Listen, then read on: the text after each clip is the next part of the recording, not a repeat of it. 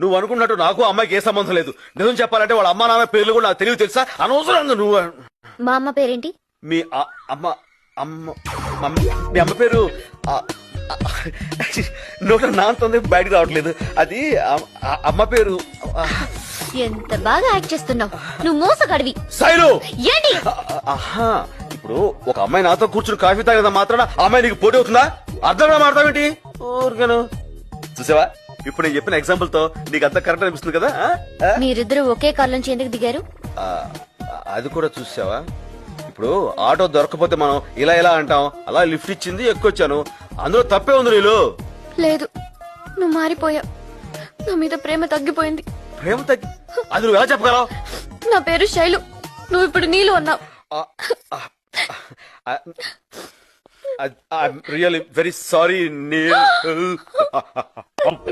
నాకు తెలుసు